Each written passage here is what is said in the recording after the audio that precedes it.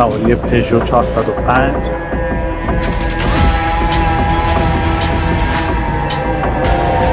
حرکت مارپیچ.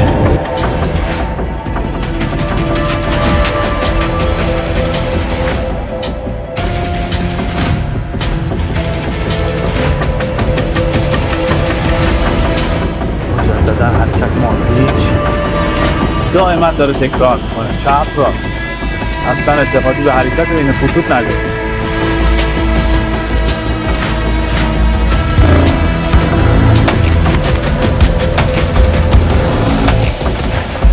چهار 49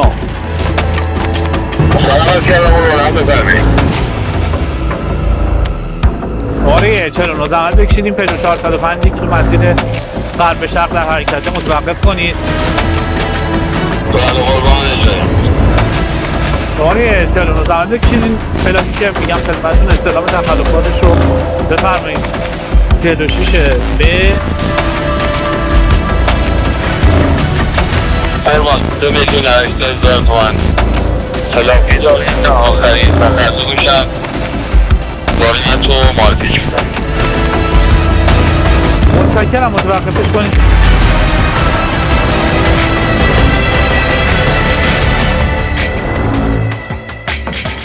حالتون خوبه؟ مشکلی پیش اومده؟ کار واجب بیمارستانی یعنی منتظر شما. و اینجوری میرسین به نظر خودتون؟ دیگه خیلی عجله دارم. یا حداقل اگر برسین دیگران رو نمیذاری برسن. برو بگی با فامیلش. چرا؟ چی شد؟ بابا پشت من اومده با سرعت من دارم 90 تومن با سرعت 130 تا پشت سر چراغ به صورت نامحسوس سپر به سپر نامحسوس پشت سرش بودیم تمام تخلفاتش رو ثبت کردیم. الان متوقفش کردیم و من اصلا وقتی اومدم بغلم نتونستم نگاه کنم اینجوری چراغ میداد به ما. بله همین الان برخورد میشه. متشکرم. همین آقایی که یه لحظه الان ایستاد پشت سر ما بعد از اینکه شما رو متوقف کردیم به شدت معترض بود به رفتار شما. من عجله دارم واقعا منتظرم. ببینین دوست عزیز به جایی رسیدیم الان که دیگه خود پلیس دنبال جریمه کردن و اعمال قانون برای شما نیست. شهروندان قانون مداری تو این کشور دارن زندگی میکنن که اونا از شما معترضن. حالتون خوبه؟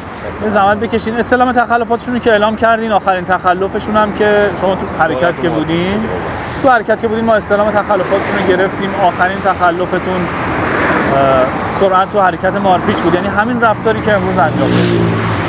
حتما جریمه رو شما تاثیر نذاشته ولی امروز به خاطر این تخلفات حادثه ساز اعتراض برخی از این هموطنامون که دیدین خودروی شما برابر قانون 72 ساعت توقیف میشه. زحمتشو بکشین اولین پارکینگ منتقل بشه و من کارم اجرای قانونه، کارم بخشش نیست. همه همکاران ما تو جاده ها ایستادن که قانون رو اجرا بکنن تا این راننده هایی که دارن قانونمند رانندگی میکنن به سلامت برسن و معدود رانندگانی مثل شما که امنیت روانی و امنیت ترافیکی و عبور و مرور رو به خطر انداختن متوقف کنن تا به خودشون و دیگران آسیبی نزنن. فقط زمان توقیفتون رو به خاطر ایام نوروز کم میکنیم. به جای 3 روز زحمت بکشید 1 روز 24 ساعت خودروشون متوقف باشه و شاید تاثیر بگذاره و دیگه از این به بعد تخلفی مرتکب نشن.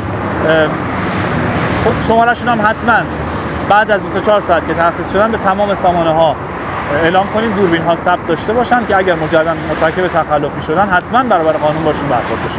متشکرم.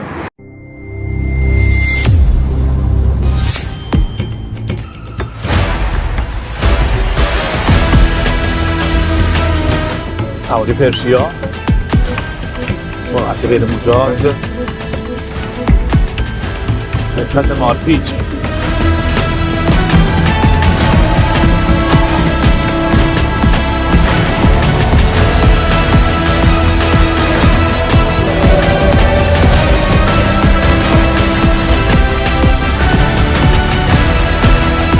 لاین دیگه مسیر اصلی خارج میشه سواری پرشیا وارد خط اشتراک شد، مجددا وارد خط سرعت شد.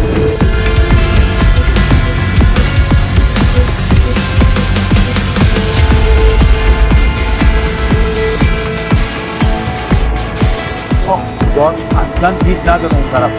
ای وای ای وای.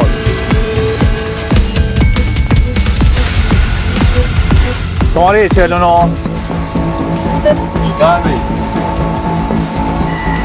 فقط بکشید خودروی پرشیا که مسیر شهر قبل در حرکته. بسیار مخاطرآمیز رانندگی کنه دارید تو طرف بشه و قبل از اون اصطلاحات رو من بگیم.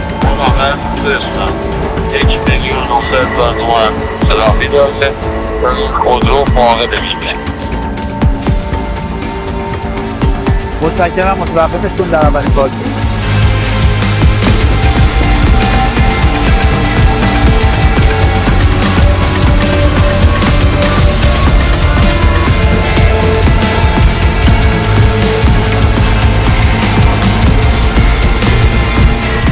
هفتش 10 کیلومتری از تو این آزادراه پشت سر شماییم و متاسفانه رفتارهایی دیدیم که دیگه چاره جز متوقف کردن تو نداشتیم و حتی اعتراض برخی هم به دنبال داشت.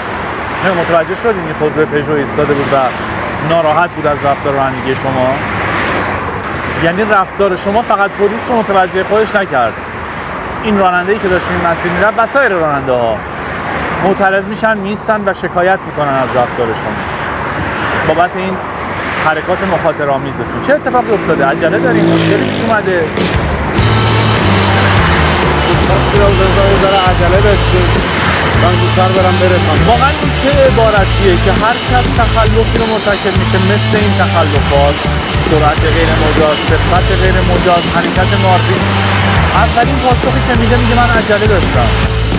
یعنی چی عجله داشتم؟ ای وای ای یه جایی شما دیگه حرکت نارپیچ من احساس کردم خورد، یعنی احساس کردم برخورد اتفاق افتاد. داشتیم سریع خودمون میرسونیم به شما متوقفش میکنیم که اون حرکت رو انجام بدید. بعد نکته‌ای که با توجه ما رو جلب کرد به دوربین‌های کنترل سرعت جاده که میرسید سرعت رو کاهش میدادید. حواستون باشه این دوربین‌ها دیگه سرعت لحظه‌ای رو ثبت نمی‌کنه، سرعت متوسط برای شما ثبت میشه. متاسفانه استعلامی که از خودروتون گرفتیم علاوه بر تخلفات شما خودروتون فاقد بیمه‌نامه شخص ثالثه. امکان نداره جناب سر من بیمه‌نامه دارم. لطف کنید محبت کنید بیمه‌نامه‌تون. قبل از اینکه شما اینو نکنید ما تو استعلام سوابقتون رو دیدیم. میدونید چند نفر به خاطر نداشتن همین بیمه‌نامه شخص ثالث الان توی زندان‌ها دارن به سر میبرن، قادر به جبران خسارات نبودن در بحث دیه و غرامات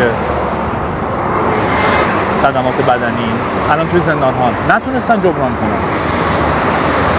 حتما در اولین فرصت مراجعه کنین، بیمه خودروتون رو تمدید کنین و دیگه این تخلفات رو مرتکب نشید. هیچ وقت.